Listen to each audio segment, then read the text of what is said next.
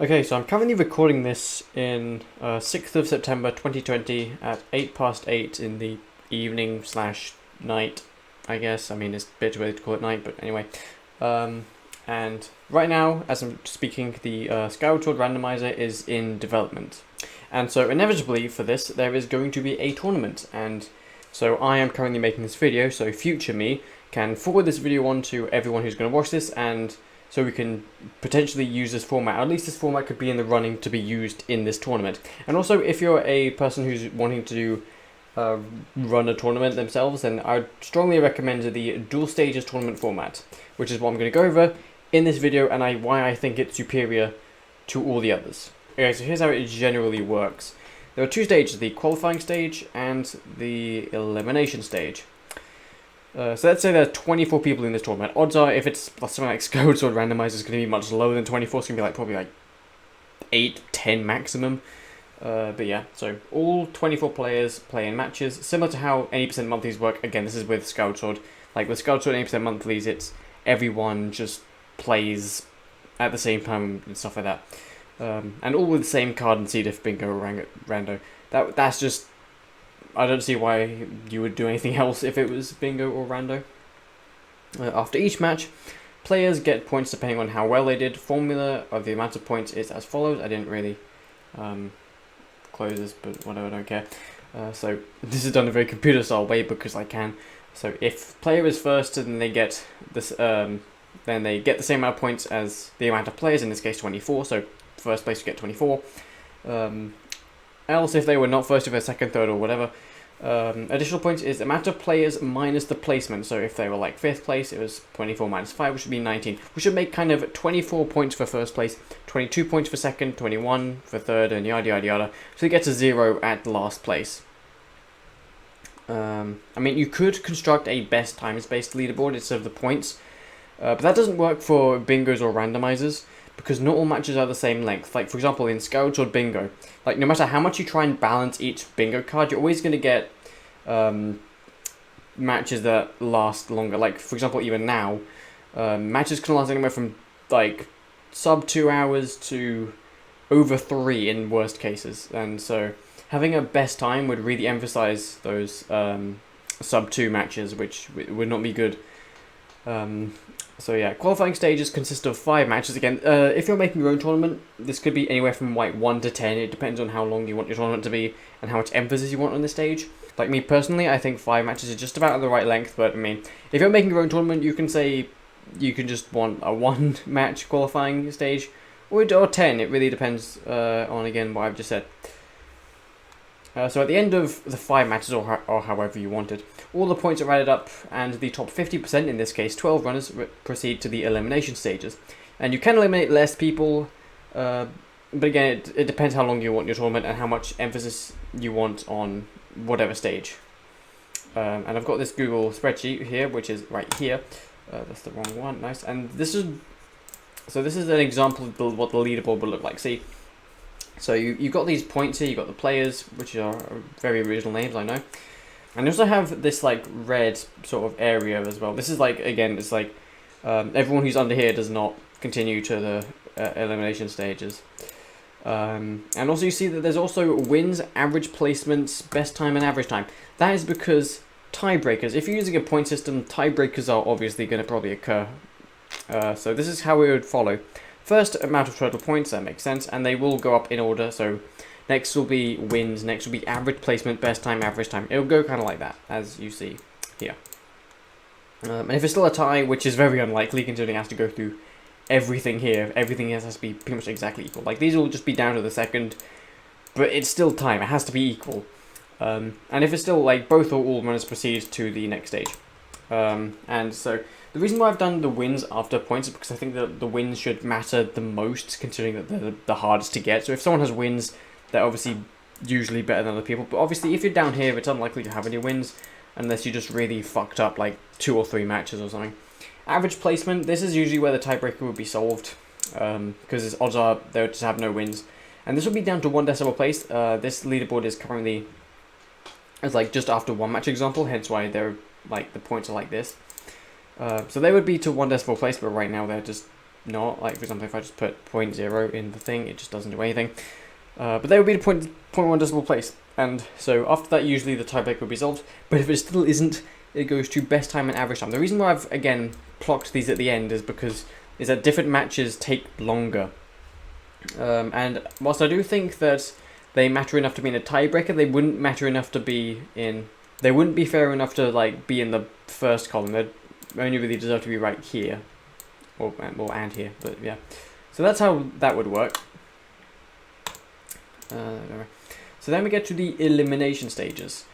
Remaining players, which would be 12 in this case, compete in matches similar to the qualifying stages, but only 50% of runners proceed to the next match of all of them, or just over 50% if it's an odd number. And again, there's a spreadsheet right here, plonk, which says how many players there are and how many should advance to the next stage. So, for example, 12 people would advance to the qualifying stage, then 6 to the semi-finals, and 3 to the finals. This assumes that you'd be okay with like a 3-way final. You could set this to 2, although that would kind of make it that like 2/3 of the runners would be eliminated in just that. So I'd only recommend you do that if you really dislike these type like 3-way finals. But yeah, and again, you can see, and this again will work with like 7 players, 8 players, 9 players, 10 players. It'll even work with 4, but it'll just be after the qualifying stage. It'll just be the finals. So this would not be as good as something with like 18 or 17 people, but it would still work. And I say like, it'll still work fine with like say 10 people, like 5 people making it in 3. It would still be fine. And this keeps going until 1 player remains, until 1 person wins the finals. Something like that. So you're probably wondering, well, I really like X format, so why is this better? Well, don't worry, I made this entire page just to prove my point, basically. So I'm going to basically compare this to all of the tournament styles. So there's 1v1 style tournaments, which is the most popular that you'll see everywhere in speedrunning, basically. So you've got double elimination, Swiss, etc. So basically, 1v1s in speedrunning can be dramatic, but it's quite inconsistent if the skill gap is big, and that's very likely if it's something like speedrunning, because in speedrunning you're always going to have some form of skill gap. Like even in something like Super Mario 64, where like everyone is like super optimized, there's still a small skill gap between like 1st and 24th if you're going that far. And so which can kind of make some matches kind of set in stone, that like kind of inconsistent. And also these types of tournaments tend to drag on longer. Which isn't always a bad thing if you like longer tournaments, but the problem with these is that you can't decide how long you want your tournaments. But something like with this, for example, you can decide how many qualifying stages you want. You can decide if you want 50% of everyone to be eliminated, or like 50% to be eliminated into the elimination stage, or you can tweak with how long you want this. So yeah, group style elimination. So like 5 rounds, best times wins that.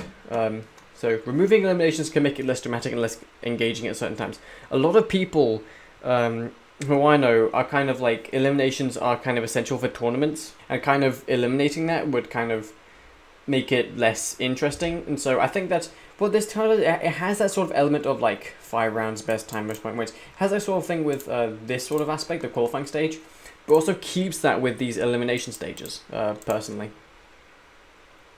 Where are we? Like here. And also, sometimes the winner can be decided before final match if lead is huge. The great thing about this is that even if you win the qualifying stage, you could still be knocked out at any stage in any of these matches. So it wouldn't be set in stone, as these would all just be one match. So in large-scale style events like Break the Record Live, for those of you who don't know, Break the Record Live is a speedrunning tournament where top runners is hosted by European Speedrun Assembly. I need to stress that. And also it's basically where you get the top runners from any game. It's usually it has to be an 80% category because how it works, and you get them all to compete for the best time that day, and the best time wins basically. So this also has the same issues as above because it's like best time wins. And also, good luck with getting all 24 people plus commentators to give literal days free to do this, because for those of you who haven't seen Break the Record Live, because of the sheer nature of its tournament, it takes days to do. Like, I think the most recent one. The recent one only took a day, but that's because it's online, and doing it over the course of days online would be impractical. But the last on-site one was the Super Mario 64 event, and that took 3 days. And that was on site. And by on site I mean it was like in a building, like how you see all like these speedrunning events in, or marathons in, like Games on Quick or ESA. So yeah, and it would be quite hard to find this, especially if you're just doing this for casual, so I wouldn't recommend this for that. And also it wouldn't work for bingos or randomizers, because again, each match is like different, so you could put a point system and a limit on how many matches, but then you're just back to this thing, and we've discussed why it's not as good, not as superior as this, or as what I've created. So you might be thinking, okay, well this sounds a lot very similar to round robin plus single elimination, and that is very correct. Like, the leaderboard stage is very similar to the round robin stage, in the sense that, well, in round robin everyone's split up into groups, and then single elimination is where everyone's like 1v1, you know what single elimination is. And so I've got these 2 points, which in my opinion makes it more superior basically. So the problem with the group stage is that eliminations like this happen. So the top group would be players A, B, and C, and like say the bottom groups would be players X, Y, and Z. Amazing names, I know.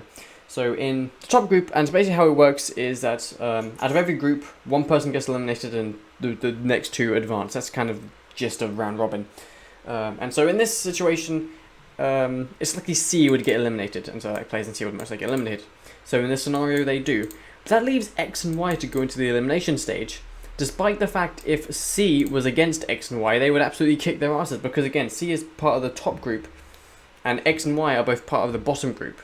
So for me, I don't think it's fair that C gets eliminated this early and X and Y don't, despite the fact that X and Y are significantly worse than player C. And you might be thinking, oh, the FIFA World Cup do round robin plus single elimination.